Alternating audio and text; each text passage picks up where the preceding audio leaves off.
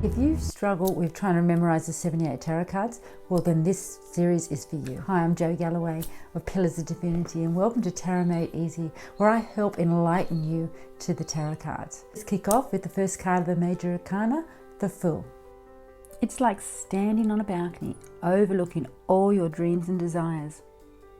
The Fool's innocent raw energy is within us all. It's the great beginning of life's big adventure and the excitement of starting off on a new journey. However, the Fool has no experience. He is naive when it comes to this new pursuit, but his energy is high and he is full of good intentions. He is free spirit, carefree, and willing to take risks while following his calling. The Fool is up for any new challenge and is ready to take a massive leap of faith, fearlessly stepping into the unknown. He is hopeful about his ability to survive anything he confronts. But is he brave or just foolish?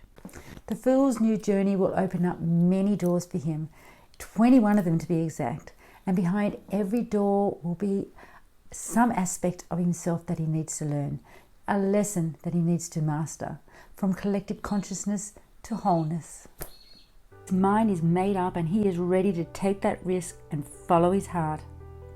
He is looking through fresh eyes of new possibilities that this venture could bring him. He is done playing it safe with his current 9-to-5 and is empowered to follow his path in life and is enthusiastic and excited to get the ball rolling.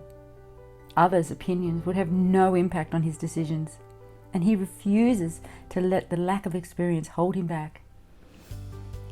He neither wants or needs others' approval.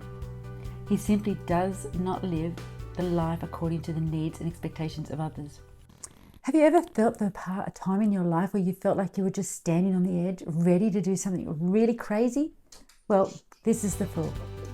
So be spontaneous, be reckless, be fearless, make a fresh start, take a risk and go wild and follow your dreams and your heart.